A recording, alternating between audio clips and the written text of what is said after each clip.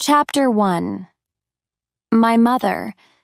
I don't remember everything about the first months of my life.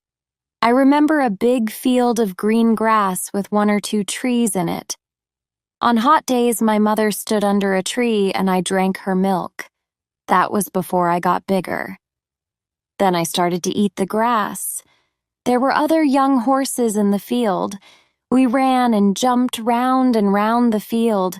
We fell on our backs in the grass and kicked our legs happily. When I stopped drinking her milk, my mother went to work every day. Then, in the evening, I told her about my day. "I'm happy because you are happy," she said. "But remember, you aren't the same as these other young horses. They are going to be farm horses. They're good horses, but we are different. People know your father, and my father was Lord Westland's best horse. When you're older, you'll learn to carry people on your back, or you'll take them from place to place in their carriages." "Is that your work, Mother?" I asked. "Do you do that for Farmer Gray?" "Yes," said my mother. "Farmer Gray sometimes rides me, and sometimes I pull his carriage. Here he is now. Farmer Gray came into the field. He was a good, kind man, and he liked my mother. 'Put a hand.' 'Well, my dear,' he said to her, 'here's something for you.' He gave her some sugar. 'And how is your little son?' He on my back and gave me some bread. It was very nice. We couldn't answer him. He put a hand on my mother's back, then he went away. 'He's very kind,' my mother said. 'Always do your work happily, never bite or kick. Then he'll always be nice to you.'" Chapter 2. Lessons. I got older and my coat started to shine. It was black, but I had one white foot, a white star on my face, and some white on my back. When I was a big horse, Mr. Gordon came to me. He looked at my eyes, my mouth, and my legs. "Very good," he said. "Very good. Now he'll have to learn to work.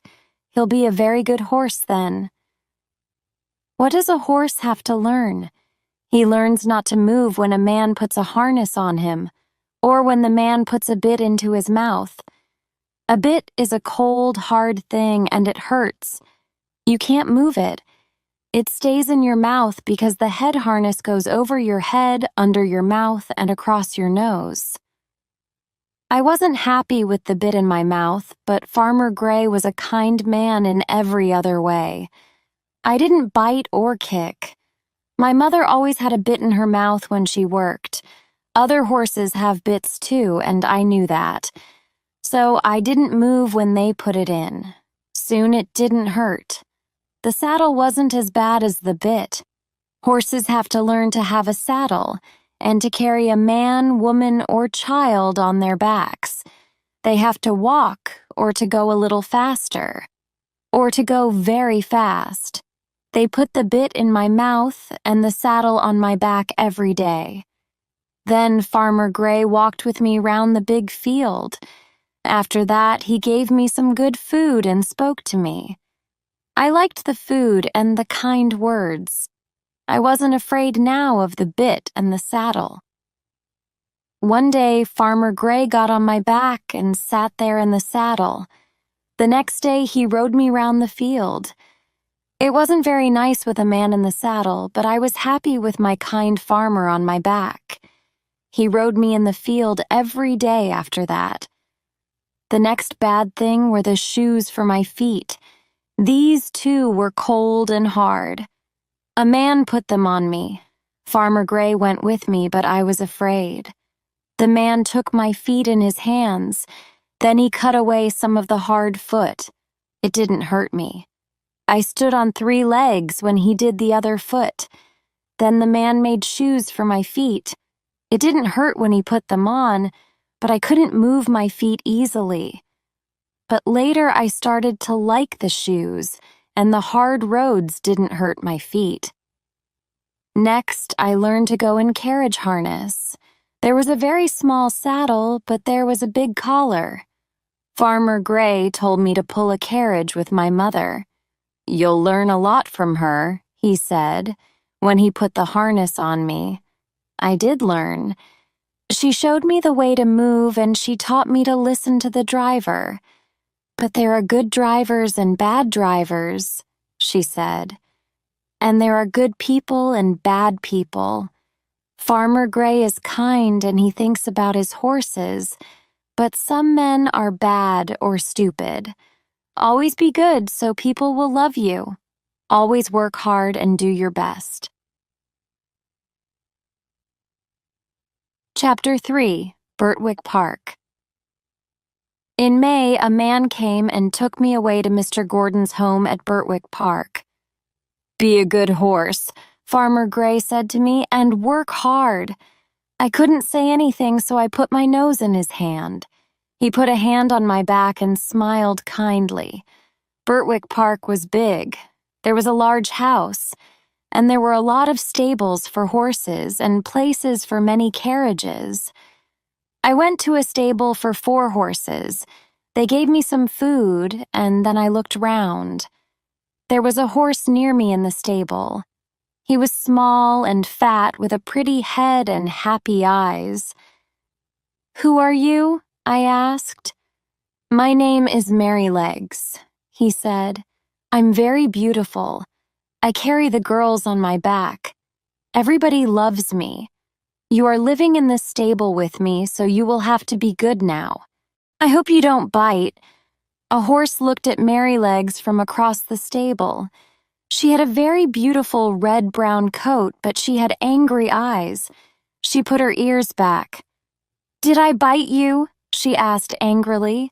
"No, no," Merrylegs said quickly. When the red-brown horse went out to work that afternoon, Merrylegs told me about her. "Ginger does bite," he said. "One day she bit James in the arm and hurt him. Miss Flora and Miss Jessie, Mr. Gordon's little girls, are afraid of her. They don't bring me nice food now because Ginger is here." "Why does she bite?" I asked. "Is she bad?" "Oh, no. I think she was very unhappy. She says nobody was kind to me before I came here. She'll change here. I'm 12 years old and I know about life.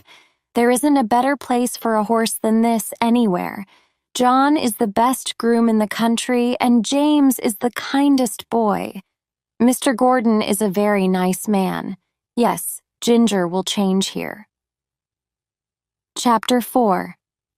I begin well. The head groom's name was John Manley. He lived with his wife and 1 little child in a very small house near the stables. The next morning, he took me outside the stable and groomed me. He worked hard, and he made my coat clean and beautiful. Then Mr. Gordon came and looked at me. "He looks very good," he said. "I wanted to try him this morning, but I have some other work. You ride him, John, and then tell me about him." John put a saddle on my back, but it was too small. He changed it. He got another saddle. Not too big and not too small, and we went out. He was a very good rider, and I understood his words. On the road we walked, then we went faster. I wanted him to like riding me. Then he took me away from the road to some open fields with 1 or 2 trees and a lot of grass. There he wanted me to go very fast, and I did. It was good. I liked it. I think John liked it too. When we were at Birtwick Park again, Mr. Gordon asked John Manley, "Well, John, how does he go?"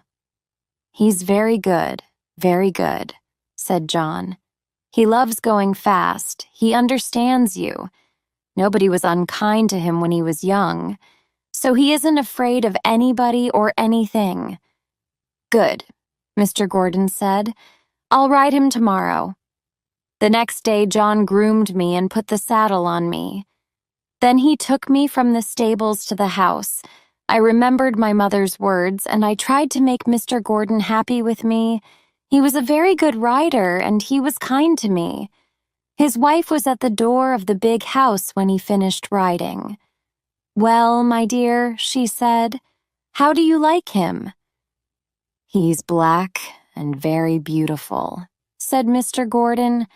"What can we call him?" "We can call him Black Beauty," said his wife. "Black Beauty, yes, yes," said Mr. Gordon. "I think that's a very good name." John came and took me to the stables. "We've got a name for him, John," said Mr. Gordon. "My wife thought of it. He's going to be Black Beauty." John was very happy. "Come with me, my Black Beauty," he said. "You are a beauty, and it's a good English name." Chapter 5. My New Friends. John liked me. He was a very good groom, and my black coat always shone beautifully. He looked at my feet every day. He knew when one of them hurt. Then he put something onto it. He often talked to me. I didn't know every word, but I soon understood him. I liked John Manley more than anybody. I liked the stable boy, James Howard, too. John taught him to be kind to horses, and he helped John to groom me. After 2 or 3 days, I pulled a carriage with Ginger. I was afraid of her. She put her ears back when they took me across to her, but she didn't move when they harnessed me next to her. John drove us, and we worked very well. Ginger worked well. She pulled as hard as me, and she also liked going more quickly. Many horses only go fast when the driver hits them with his whip. Ginger and I went fast when the driver wanted us to go fast. We went as fast as we could. John didn't like the whip, and he never whipped us. We worked hard for him. After Ginger and I went out 2 or 3 times with the carriage, we were good friends. We liked little Merrylegs very much. He was never afraid and always happy. Mr. Gordon's little girls loved riding him, and they were never afraid. Mrs. Gordon loved all 3 of us, and we loved her. Mr. Gordon liked his people to have 1 day without work every week. His horses also had a day without work. On Sunday, they took us to a field of good grass, and we stayed there all day without reins or harness. We ran and jumped, we played, and we were happy. Then we stood under some trees and told stories. Chapter 6. James Howard. Mr. Gordon came to the stables one day and spoke to John Manley. "How is James working, John?" he asked. "Very well," John answered. "He learns quickly. He is kind to the horses, and the horses like him. He's learning to drive, and he'll soon be a good driver." Then James came in. "James," Mr. Gordon said, "I have a letter from my friend, Sir Clifford Williams of Clifford Hall. He wants to find a good young groom. He pays well, and the young man will soon be head groom. He will have a room, stable clothes, and driving clothes, and boys will help him. I don't want to lose you, and John will be sad." "I will. Yes, I will," John said. "But I won't try to stop him." "Yes, we'll all be sad," Mr. Gordon said. "But we want you to do well, James. Do you want to go? Speak to your mother at dinner time, James, and then give me your answer. Then I can tell Sir Clifford." Ginger and Merrylegs and I were sad too when we heard James's answer. He wanted to go, but it was a better job for him. We knew that. For 6 weeks before James went, we worked hard. He wanted to be a very good driver, and Mr. Gordon and John Manley wanted to help him. So the carriage went out every day. Ginger and I pulled it, and James drove. James learnt very quickly. For the first 3 weeks, John sat next to him. But after that, James drove without him. One day in autumn, after 2 or 3 days of heavy rain, Mr. Gordon wanted John to take him to the city. There was a strong wind that day. We came to the river. The water was very high under the bridge, and there was water across the fields. We arrived without a problem, but it was late in the afternoon before we started for home again. The wind was stronger now, and it made a noise in the trees. Suddenly, one of the trees fell across the road with a crash. I was afraid, but I didn't run away. John jumped out of the carriage and came to me. "We can't go past the tree," John said to Mr. Gordon. "We'll have to go on the other road to the bridge. It's a longer road and we'll be late." "But the horse isn't tired."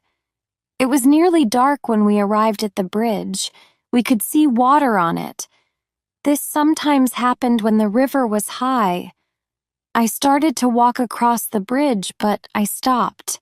Something was wrong. I could feel it. "Move, Beauty," said Mr. Gordon. I didn't move, and he put the whip across my back. "Go now," he said. But I didn't go. "There's a problem," said John. He jumped down from the carriage and tried to move me. "What's the problem, Beauty?" he asked. There was a house across the bridge, and a man ran out of the door. "Stop! Stop!" he shouted. "The bridge is breaking in the middle. Don't come across it or you'll fall in the river." John looked at me and smiled. "Thank you, Beauty," he said. We went home on a different road.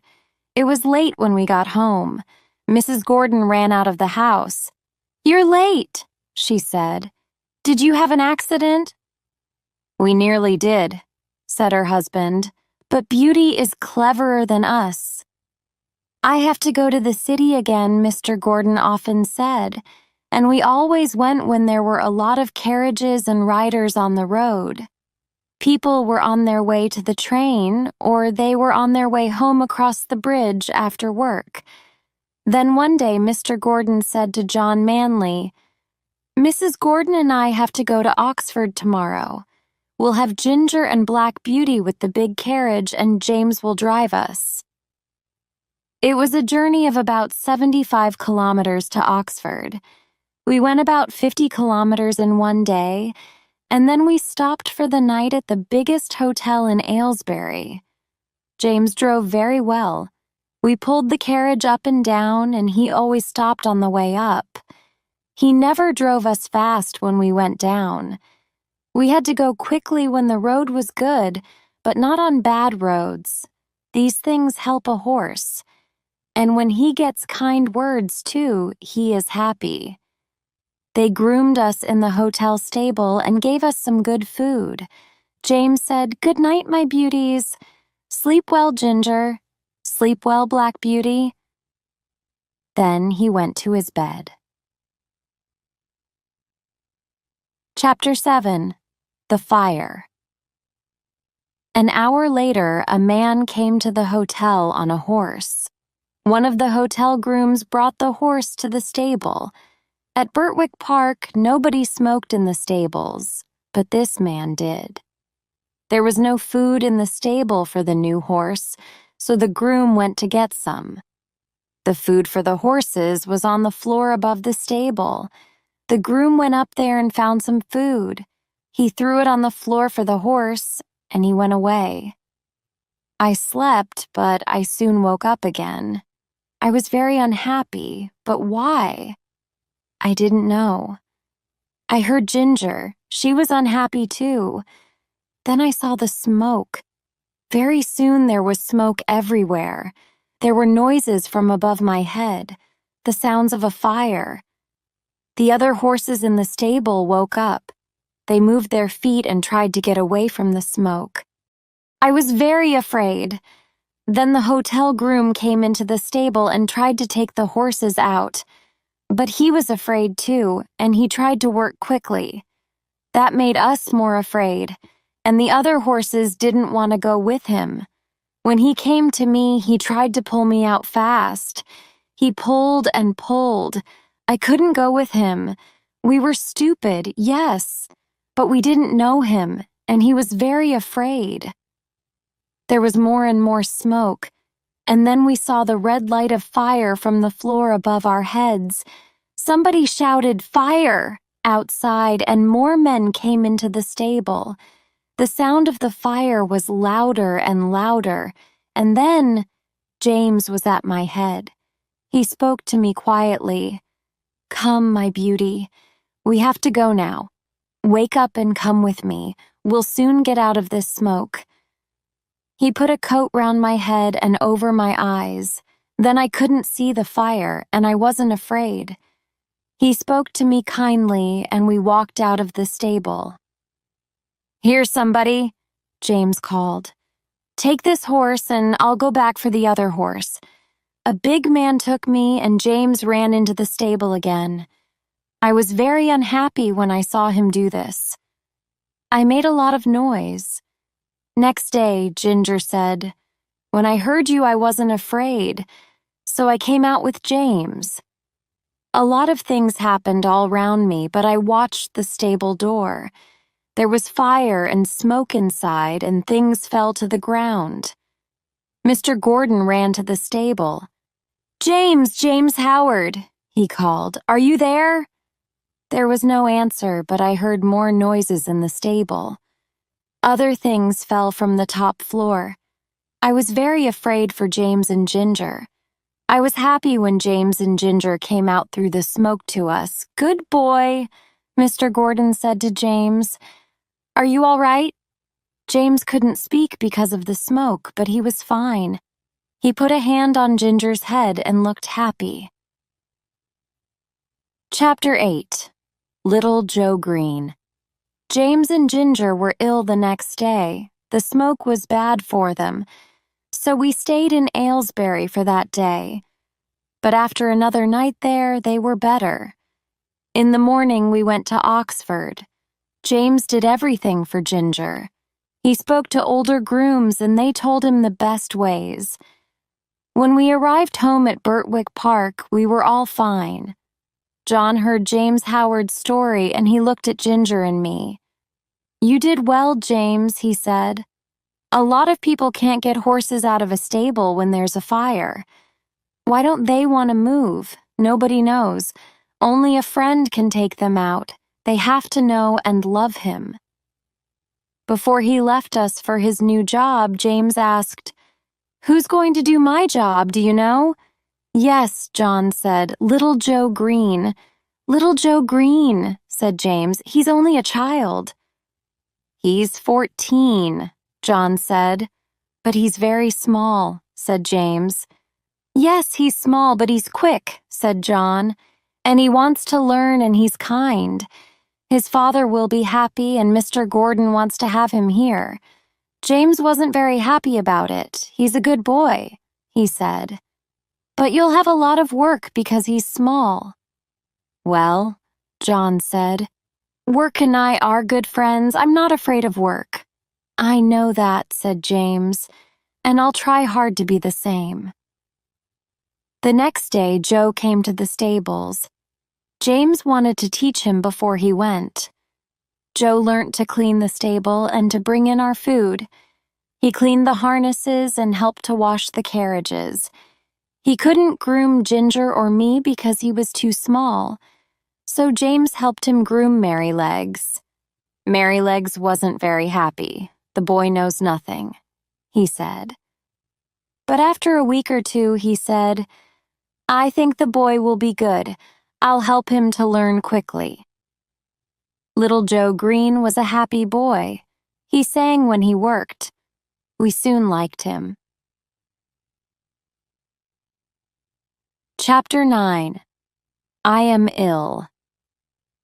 One night after James went away, I heard John outside. He ran to the house, then he ran to the stable. He opened the door and came to me. "Wake up, beauty," he said. "You have to run now." He put a saddle on me very quickly, and he jumped on my back. Then he rode me quickly to the house. Mr. Gordon was there with a light in his hand. "Now, John," he said, "you have to ride as fast as you can. My wife is very ill. Give this letter to Dr. White in Hartford. I want him to come quickly. You can come home when Black Beauty is ready for the journey." John took the letter and we went away. "Now, Beauty," said John. "Do your best." Faster. It was night, but I knew the road. There were no people on it because they were all in bed and asleep. I went very fast than every journey before that night. When we came to the bridge, John pulled the reins. I went across it more slowly. "Good, Beauty," he said. When we were across it, I went fast again. We went up and down, past fields and houses, and then through the streets of Hartford. My shoes made a noise on the road when I stopped at the doctor's door. It was 3 o'clock in the morning. The doctor's window opened, and Dr. White looked out of it. "What do you want?" he asked. "Mrs. Gordon is very ill," John told him. "Mr. Gordon wants you to go quickly, or she'll die. Here's a letter from him." "I'll come down," said the doctor. He shut the window and he was soon at the door. He read the letter. "Yes," he said, "I'll have to go. But my old horse was out all day and he's very tired now. My other horse is ill. What can I do? Can I have your horse?" "He ran fast on the way here," John said, "but I think he can take you." "I'll be ready soon," the doctor said, and he went into the house again. John stood next to me and put his hand on my head. I was very hot. The doctor came out in his riding clothes and with a riding whip. "You won't want a whip," John said. "Black Beauty will go as fast as he can." "Thank you," the doctor said. He gave the whip to John and spoke to me. "Now, Black Beauty." The doctor was a bigger man than John, and he wasn't a very good rider. But I ran for him. I was very tired, but we arrived at Birtwick Park very quickly. Then I nearly fell down. Mr. Gordon heard us. He ran to the door and took the doctor into the house. Little Joe Green was outside the door, and he took me to the stable. I was happy now, but I was very, very hot. My coat was hot and water ran down my legs. Joe was young and very smart, but he tried. He cleaned my legs and my back, but he didn't put anything over me. He thought, the horse is hot and he won't like it. He brought me a lot of water. It was cold and very nice, and I drank it. Then he gave me some food. "Now sleep, Beauty," he said, and he went away. Soon I started to feel cold and ill. I tried to sleep, but I couldn't. I was very ill when John came. He walked from Hartford, but he came to me. I was on the floor. "Oh, Beauty," he said. "What did we do to you?" I couldn't tell him, but he knew. He put things over me and made me warm. Then he ran to his house and brought hot water. He made a good drink for me. He was angry. I heard him with the other men. "A stupid boy," he said, "a stupid boy. He puts nothing on a hot horse, he gives him cold water. Oh, Beauty." I was very ill for a week. John was with me for hours every day, and he came to me 2 or 3 times every night. Mr. Gordon came every day, too. "Dear Beauty," he said one day, "my good horse, my wife didn't die, and we can thank you for that. Yes, we have to thank you." I was very happy about that. We all loved Mrs. Gordon.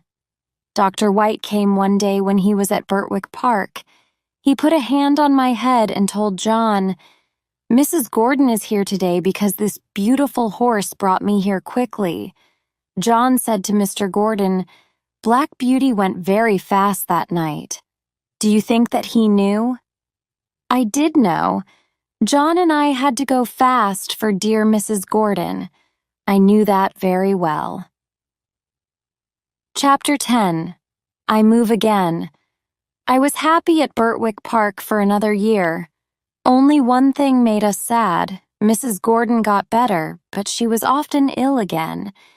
Then the doctor said, "You and your wife have to go away and live in the south of France, Mr. Gordon." "We'll go," said Mr. Gordon. "We'll make a new home there." We were very sad. Mr. Gordon was unhappy too, but he started to get ready. We heard a lot of talk about it in the stable. John was very sad. Joe nearly stopped singing when he worked. Mr. Gordon's little girls came to the stable. They visited Merrylegs for the last time. They cried, but they told Merrylegs, "You'll be happy, old friend. Father is giving you to Mr. Good, the kind old churchman. You'll take his wife from place to place, but you will never work hard. Joe will with you. He's going to be the groom, and he's going to help in their house next to the church. You'll see your friends Black Beauty and Ginger go sometimes. Father is selling them to Lord Westland at Earl's Hall.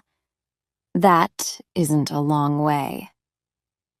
Mr. Gordon wanted to find a job for John, too, but John wanted to open a school and teach young horses their work. "A lot of young horses are afraid when they learn new things," he said. "Horses are my friends, and they like me. I think they'll learn better from a kind person. I want to teach them." "Nobody can do it better than you, John," Mr. Gordon said. "Horses love you, and I'm very sad because I won't see you." The last day came. Ginger and I took the carriage to the door of the house for the last time. People came to the door when Mr. Gordon brought his wife down in his arms. Many people cried when we moved away. Chapter 11. Earl's Hall. The next morning, Joe came and he took Merrylegs away to Mr. and Mrs. Good's house. John rode Ginger and took me to Earl's Hall. It was a very big house with a lot of stables. At the stables, John asked for Mr. York, the boss of the drivers and grooms. Mr. York came and looked at us. "Very good," he said. "They look very good, but horses are very different. You and I know that. What can you tell me about these two?" "Well," John said, "there aren't any better horses than these in the country. But they are different. Black Beauty is never angry or afraid because nobody was unkind to him. When she came to us, Ginger was very unhappy. She often bit and kicked people. She changed at Birtwick Park. We were kind to her, and she's very good now. But people will have to be kind to her or she will be bad again." "I'll remember that," Mr. York said. "But there are a lot of drivers and grooms here. I can't watch all of them." Before they went out of the stable, John said, "I have to tell you something. Not one of our horses at Birtwick Park used a bearing rein." "Well, they'll have to have a bearing rein here," said Mr. York. "Oh," said John. "I don't like bearing reins, and Lord Westland is very kind to horses," said Mr. York. "But Lady Westland, she's different. For her, everything has to look good. Her carriage horses have to have their heads up, so they have to have bearing reins." John spoke to us for the last time. Then he went, and we were very sad. Lord Westland came to us the next day. "Mr. Gordon says they are good horses. I think he's right," he said. "But we can't have one black horse and one brown horse in front of a carriage in London. They can pull the carriage here in the country, and in London we can ride them." "They didn't have bearing reins at Mr. Gordon's," said Mr. York. "John told me." "Well," Lord Westland said, "put the bearing reins on, but only pull them up slowly. I'll speak to Lady Westland about it." In the afternoon, a groom harnessed Ginger and me to a carriage, and then the groom took us to the front of the house. It was very big, bigger than Birtwick Park, but I didn't like it very much. Lady Westland came out of the house. She was a tall woman, She walked round us and looked at us. She wasn't happy about something, but she didn't say anything. She got into the carriage. York put the whip lightly across my back, and we walked away. The bearing rain wasn't bad that day. I always walked with my head up, and the rain didn't pull it up higher. Will Ginger be angry with the rain? I thought. But she was very good. At the same time the next day we went to the door again. Lady Westland came out and said, "York, pull those horses' heads up." York got down and said, "Please don't be angry with me, Lady Westland. These horses didn't use a bearing rein before now, and Lord Westland said, 'Pull their heads up slowly.' Do you want me to pull them higher now?" "Yes," she said. York came to our heads and made the reins shorter. When we climbed to higher ground, we wanted to put our heads down. We had to pull harder. The bearing rein stopped us, and our legs and backs had to work harder. Ginger said to me, "This isn't too bad. I won't say anything because they are kind to us here in every other way. I don't want to be bad, but bearing reins make me very angry." Chapter 12. Ginger is angry. One day, Lady Westland came out in very expensive clothes. "Drive to Lady Richmond's house," she said. But she didn't get into the carriage. "When are you going to get those horses' heads up, York? Pull them up now." York came to me first. He pulled my head back with the bearing rein. It hurt me and the bit cut my mouth. Then he went to Ginger and he began to pull her head back. Ginger stood up on her back legs.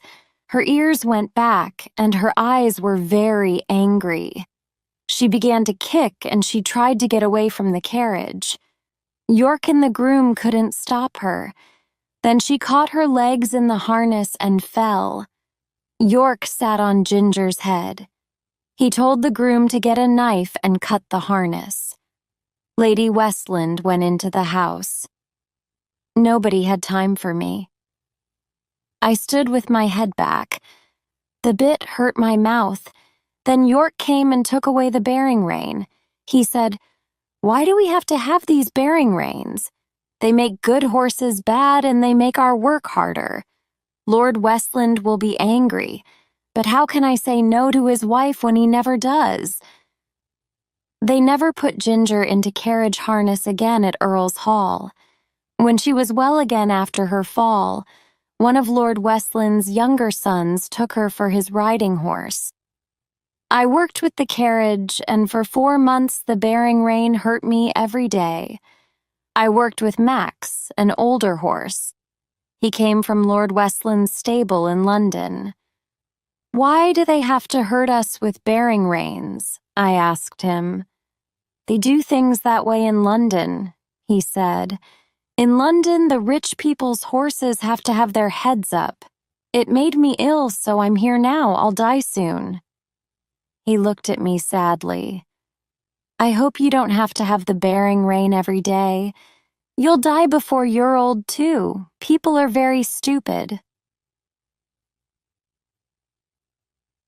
Chapter 13. Reuben Smith. In April, Lord and Lady Westland went to their London house and took York with them. Ginger and I and 3 or 4 other horses stayed at Earl's Hall. Their sons and their sons' friends rode us. Reuben Smith was the boss of the stables when York was away. He was a very good driver and a good groom. He liked horses, and horses liked him. Why was he only the groom? Why wasn't he a boss too? Max told me about him. Reuben Smith sometimes got drunk. When he wasn't drunk, he was very good at his work. Everybody liked him. But when he was drunk, he wasn't the same man. "I'll never get drunk again," he told York. And so York wasn't afraid to leave the horses with Smith when he, York, was away. One day Lord Westland's younger son wanted to go to London. I get on the train at Hartford, he told Smith. I want you to drive me there in my carriage. It can stay in the carriage maker's in Hartford, because I want him to do some work on it. So bring a saddle and ride Black Beauty home to Earl's Hall. Reuben Smith drove me to the carriage maker's. Then he put the saddle on me and rode me to the White Horse Hotel. There he asked the hotel groom for some good food for me. Have him ready for me at 4 o'clock, he said. He went to the hotel, and he met some men at the door. He came out again at 5 o'clock and told the hotel groom, I don't want to go before 6. I'm with some old friends. The groom showed Smith one of my front shoes. That shoe will fall off soon, he told Smith. Do you want me to do something about it? No, Smith said. Those were strange words. Reuben Smith was usually careful about our shoes. He didn't come out at 6 o'clock or at 7 or at 8. At 9 o'clock, he came out of the hotel with a lot of noise. You! He shouted to the hotel groom. Bring me my horse. He was very angry with the groom with everybody in the hotel. Why? I didn't know. We weren't out of Hartford when he started to hit me with his whip. I went as fast as I could. He whipped me again. It was dark and I couldn't see very well. The road was very hard and bad in places, and my shoes soon fell off. But Smith was drunk and didn't see it. He didn't stop. He whipped me and shouted at me. Faster, faster, he cried. The bad road cut into the foot without a shoe and hurt me. And then I fell and threw Smith over my head onto the road. It was an accident. He didn't move. My legs hurt, but I stood up. I moved to the grass near the road and waited. Chapter 14. An Accident. I waited there for a long time. It was nearly midnight when I heard a horse's feet. Then I saw Max in a cart. They came down the road.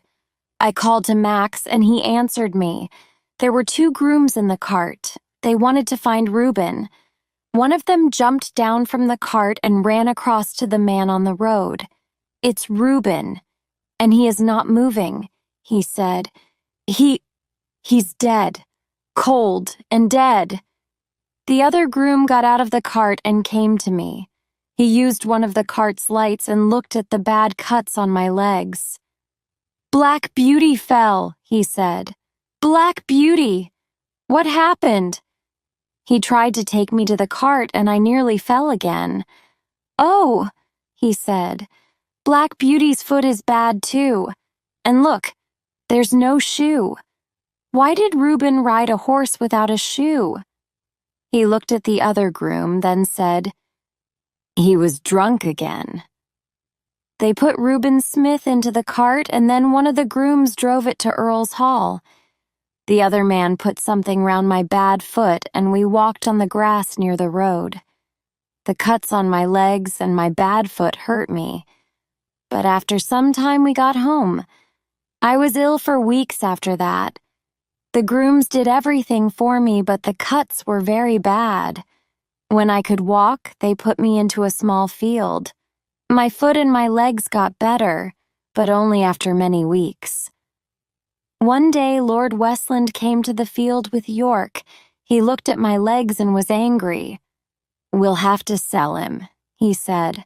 I'm very sad because my friend Mr. Gordon wanted Black Beauty to have a happy home here, but you'll have to send him to Hampstead. And so I went to Hampstead. One day each week they sell horses there. A lot of people came and looked at me.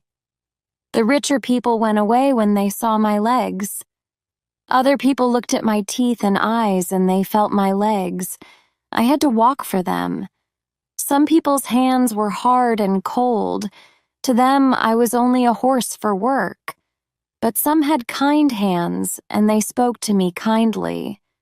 They learnt more about me than the other people. I liked one of the kind and we can be happy with him, I thought. He likes horses and he's kind to them. He was a small man, but he moved well and quickly, and his hands and his eyes were friendly. "I'll give 23 pounds for this horse," he said. "Say 25 pounds, Mr. Barker, and you can have him," another man said. He sold the horses. It was his job, 24 and no more, the little man said. "All right, I'll take 24 pounds, said the other man. "You've got a very good horse for your money, Jerry Barker. He'll be very good for cab work. You'll be very happy with him." The little man paid the money, then he took me away to a hotel. There was a saddle there for me. He gave me some very good food, and soon we were on our way to London. Chapter 15. A London Cab Horse. There were a lot of horses and carriages and carts in the streets of the great city. It was night, but there were a lot of people on the roads and under the street lights. There were streets and streets and streets. Then Jerry Barker called to somebody, "Good night, George. Cabs waited in this street." "Hello, Jerry," came the answer. "Have you got a good horse?" "Yes, I think I have," said Jerry. "That's good. Good night." Soon we went up a little street and then into a street with small houses. Opposite the houses, there were stables and carriage houses. Jerry Barker stopped me at one of the little houses and called, "Are you asleep?" The door opened, and a young woman ran out with a little girl and a boy. "Hello, hello, hello," they shouted happily. My rider got down from the saddle. "Hello," he said. "Now, Harry, open the stable door and I'll bring him inside." Soon we were all in the little stable. The woman had a light in her hand and they looked at me. "Is he good, Father?" asked the little girl. "Yes, Dolly, as good as you are. Come and put a hand on him." The little girl wasn't afraid. "She's nice and she's kind," I thought. "I'm going to love her." "Get him some nice food, Jerry," the woman said. Vivid asterisk. "Yes, all right, Polly," said Jerry. Jerry loved his wife Polly and his son and daughter. His son Harry was 12 years old. His daughter Dolly was 8. They loved him too. I never knew happier people. They didn't have a lot of money because people didn't pay cab drivers very well. But they were always kind, and their love came out of the little house to the stable. Jerry had a cab and 2 horses. The other horse was a big old white horse called Captain. That night, Captain told me about the work of a London cab horse. "Only one horse pulls the cab," he said. "Mr. Barker works for about 16 hours each day from Monday to Saturday. But you and I will only work for 8 hours. It's hard work, but Jerry is never unkind. A lot of cabmen are unkind, but not Jerry. You'll love him." And he was right. Captain went out with the cab in the morning. Harry came into the stable after school and gave me food and water. When Jerry came home for his dinner, Polly cleaned the cab. Harry helped Jerry to put the harness on me. They did it slowly because they didn't want to hurt me. There was no bearing rain and the bit didn't hurt. "I think he'll be happy with that," Jerry said. "What's his name?" Polly asked. "The man in Hampstead didn't know," said Jerry. "We can call him Jack. We called our last horse Jack. What do you think, Polly?" "Yes, all right," said his wife. "It's a good name." So Jack was my new name, and I started work. I was a London cab horse. Chapter 16. Jerry Barker. We went down the street and Jerry took me to a place behind the other cabs. A big cabman came to me with other drivers. He was the oldest cabman there. He looked at me and put a hand on my back and legs. "Yes," he said. "He's the best horse for you, Jerry Barker. You paid a lot of money for him, but you did well. He's a good horse and he'll work hard for you." My work was very hard. The great city was a new place for me. I wasn't happy with the noise, the thousands of people, the horses, carriages, and carts in the streets. But Jerry was a very good driver, and I wanted to make him happy. We did well. Jerry never whipped me. Sometimes he put the whip on my back. That meant go. But he usually only moved the reins when he wanted me to go. He and Harry groomed us well, and Captain and I always had good food, clean water, and a clean stable. Harry was clever with stable work, and Polly and Dolly cleaned the cab in the mornings. They laughed and talked. They were a happy family. One morning, an old cab stopped next to ours. The horse was tired and thin. She was a brown horse, and she looked at me with tired eyes. "Black Beauty," she said. "Is she really you?" "Ginger," I said. "It was Ginger, but a very different Ginger." She told me her story. It was a very sad story. "After a year at Earl's Hall, they sold me," said Ginger. "But I was ill again, and a horse doctor came. Then a cabman bought me. He's got a lot of cabs, and other cabmen use them. They pay him for them.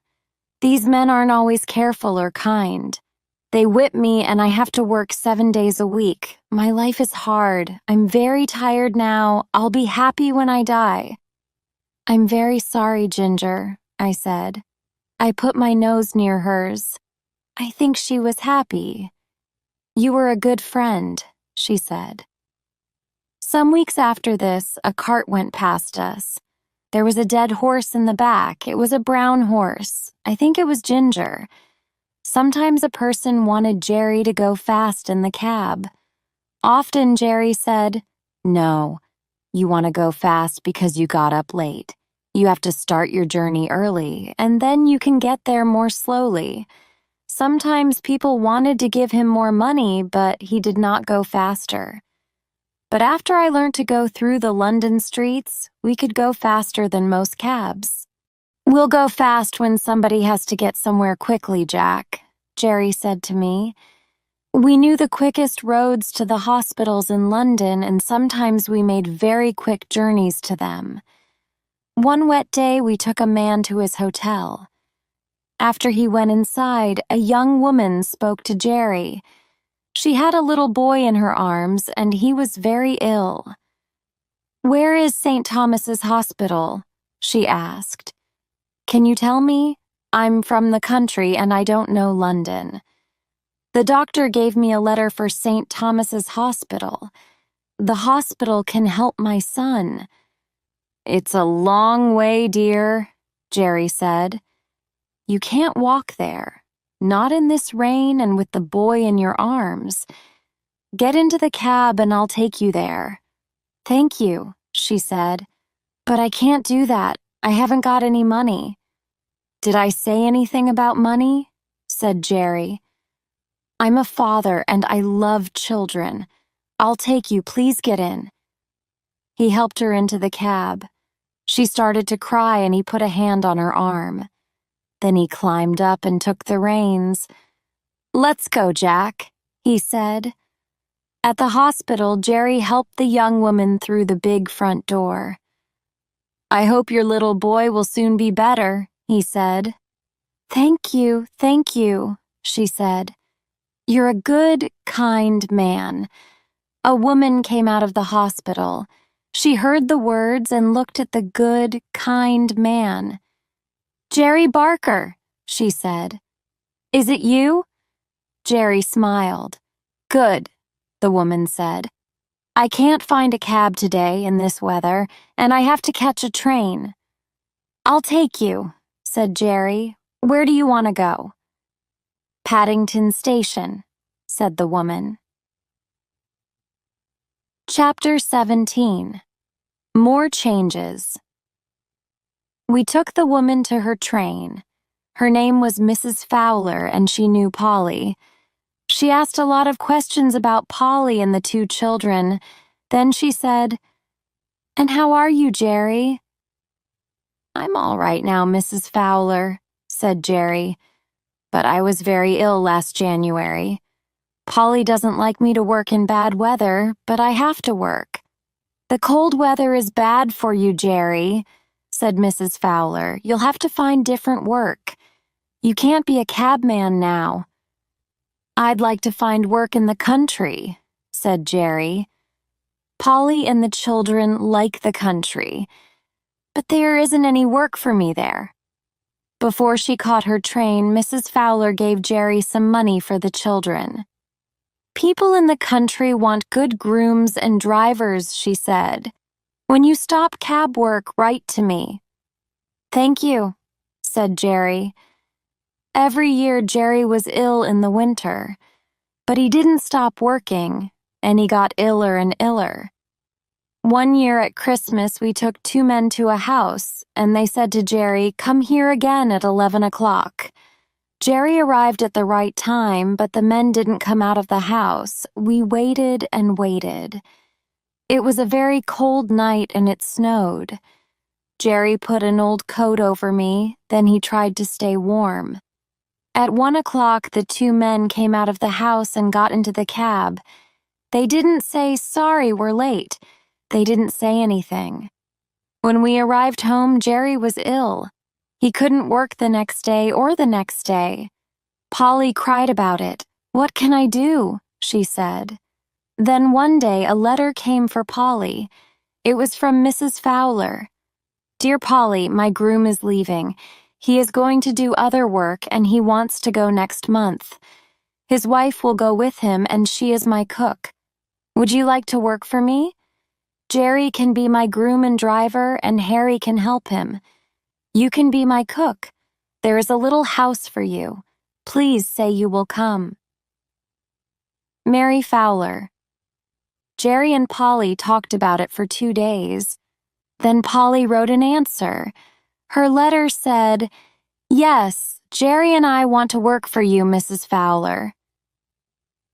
I was very happy for them, but I was sad too. I loved Jerry and Polly and the 2 children. Some of Jerry's cabmen friends wanted to have me, but Jerry wanted me to have a better home. "Jack's getting old," he said, "and the work of a cab horse is too hard." Before Jerry, Polly, and the children went away, Jerry sold me to a farmer. His name was Mr. Thoroughgood, and he knew about horses. "I'll take Jack, your horse," he said. "I'll give him the best food and some weeks in a good field. Then I'll find a new home for him with a good, kind person."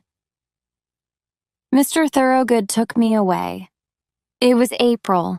Jerry was ill after a bad time in January and February, but he came outside with Polly and Harry and Dolly. He saw me for the last time. "You'll be happy, dear old Jack," Dolly said. "I'll always remember you." Chapter 18. My Last Home. Mr. Thoroughgood was very kind to me, and I had a very happy time on his farm. I feel younger, I thought, but I wasn't a young horse now. One day Mr. Thoroughgood said he'd groom. "We have to find a good home for Jack. He can work, I think, but not too hard." "The women at Rose Hall are looking for a good horse for their small carriage," said the groom. "They don't want a young horse. Young horses sometimes go too fast or run away." Mr. Thoroughgood thought about that. Then he said, "I'll take Jack to them. He's the horse for them. But will they be afraid when they see his legs? He hurt them somewhere. I'll take him to Rose Hall tomorrow. They can look at him." The next morning, the groom cleaned my black coat, and then Mr. Thoroughgood took me to Rose Hall. The women were at home, but their driver was away. One of the women, Miss Ellen, liked me when she saw me. "He has a very good, kind face," she said. "We'll soon love him." "He's very good," Mr. Thoroughgood said. "But he fell down. Look at his legs."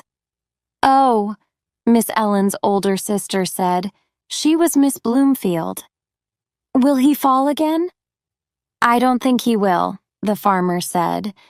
He fell because he had a bad driver. Try him, Miss Bloomfield. Send your driver for him tomorrow. He can try Jack for a day or two. Miss Bloomfield was happier.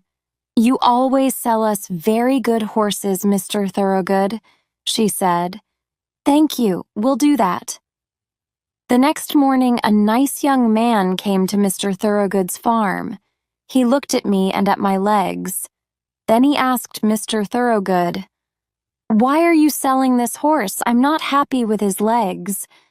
The farmer answered, "I won't sell him before you try him, but I think you'll like him. Ride him and then tell me. Say yes, and you can have him. Say no, and he can come home here."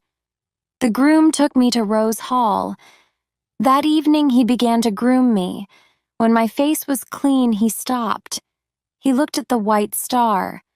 "I remember Black Beauty's white star," he said. "He was a wonderful horse. And when I look at this horse's head, I remember Black Beauty's head too.